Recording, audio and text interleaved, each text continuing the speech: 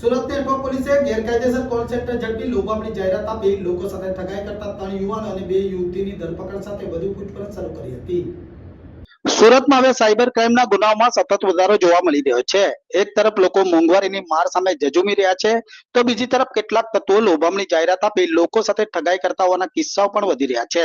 ત્યારે સુરતની અઠવા પોલીસે ગેરકાયદેસર કોલ સેન્ટર ઝડપી પાડ્યું હતું અને ફેસબુક આઈડીમાં પર્સનલ લોન, બિઝનેસ લોન જેવી લોભામણી જાહેરાત આપી લોકો સાથે ઠગાઈ કરતા ઇસમોને દબોચી લીધા હતા। અઠવા પોલીસે 3 યુવાનો અને 2 યુવતીની ધરપકડ કરી પૂછપરછ શરૂ કરી હતી, જેમાં ઝડપાયેલા ઇસમોએ અંદાજિત 45 લાખની ઠગાઈ આચરી હોવાનું અનુમાન પોલીસ સામે આવ્યું હતું। જ્યારે પોલીસે તમામ સામે કાયદેસર કાર્યવાહી આદરી વધુ તપાસ શરૂ કરી હોવાની વિગતો જાણવા મળી હતી। अठवा पुलिस स्टेशन विस्तार में अठवा पुलिस स्टेशन के सर्विलेंस स्टाफ को इन्फॉर्मेशन मिला कि वनिता विश्राम के सामने महर पार्क के बी विंग है, उसमें 405 और 406 नंबर के ऑफिस है, उसमें गैरकायदेसर कॉल सेंटर चल रहा है। तो वहाँ जाके उन्होंने तपास किया तो वहाँ पे 5-6 लोग मिले जो कॉल सेंटर तरीके काम कर रहे थे। आरंभिक पूछताछ में उन्होंने बताया कि हम एक कंपनी के लिए कॉल सेंटर की सेवाएं दे रहे हैं, पर थोड़ा डिटेल में पूछताछ किया गया तो उन्होंने अपना जो एमओ है वो इस तरह से बताया कि उन्होंने एक रंगा रेड्डी नाम से एक फेसबुक आईडी बना रखी है। उस आईडी पे वो लोग एडवर्टाइजमेंट करते हैं कि किसी को भी पर्सनल, बिजनेस, एजुकेशन इस तरह का लोन चाहिए तो आप हमसे संपर्क करिए। जब एक बार कोई भी आदमी उनसे संपर्क कर लेता है तो उसका नंबर वो इन कॉल सेंटर में, एक आदमी है जो फेसबुक को मेंटेन करता है, बाकी आदमी है जो कॉल करते हैं, उनमें 2 लड़कियां हैं, बाकी लड़के हैं, तो उन लड़कियों को दे देते हैं। उनके पास में 13 मोबाइल थे।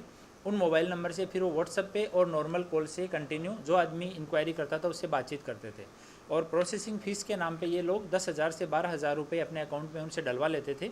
कुछ केसेज में उनका कहना है कि हम लोग जो अकाउंट होल्डर है उसकी सारी अकाउंट की डिटेल है वो हम लोग ले लेते थे और बाद में उसका अकाउंट भी हम ही लोग ऑपरेट करते थे। तो उसकी भी हम लोग अभी तपास कर रहे हैं कि कितने अकाउंट इस तरह से उन्होंने अपने कब्जे में लिए हैं। उनके पास में 4 लैपटॉप मिले हैं जिनमें करीब 300 से ज़्यादा ऐसे लोगों का लिस्ट है जिनसे इन्होंने पैसा ले लिया है। कुछ लोग ऐसे हैं जिन्होंने इनको अप्रोच किया, जिनसे बात हुई लेकिन पैसा नहीं लिया, लेकिन पिछले 2-3 महीने में उन्होंने 300 से ज़्यादा लोगों से पैसा ले लिया है। और टोटल जो अमाउंट है वो करीब 45 लाख के आसपास का है जो इन्होंने चीटिंग कर लिया है। ये इनका एक ऑफिस है जिसमें ये 5 लोग बैठते हैं। एक वीरेन नितिन बारने है, ये पांडेसरा का रहने वाला है। राहुल अशोक भाई बाविस्कर है, ये पर्वत पाटिया का रहने वाला है। आशीष संतोष पाल है, ये गोडादरा का रहने वाला है। ऋतुजा सुधाकर पाटिल है, ये मूल जलगांव की रहने वाली है। पूजा प्रहलाद राठौड़ है, ये भी जलगांव की रहने वाली है। ये दोनों लड़कियां लिम्बायत में रहती हैं और इस कॉल सेंटर में काम करती हैं। अभी अठवा पुलिस स्टेशन में ये सब बरामद होने के बाद में बीएनएस की कलम 318(4), 61(2) और आईटी एक्ट की कलम 66D के तहत गुना दाखिल किया गया है और पीआई को इन्वेस्टिगेशन दिया गया है। आरंभिक पूछताछ में इन्होंने बताया है कि इनका जो कंपनी का ऑफिस है, एक ग्लोबल करके कंपनी है, उसका मुंबई में ऑफिस है और वो इनको फ्रेंचाइजी देता है कॉल सेंटर की।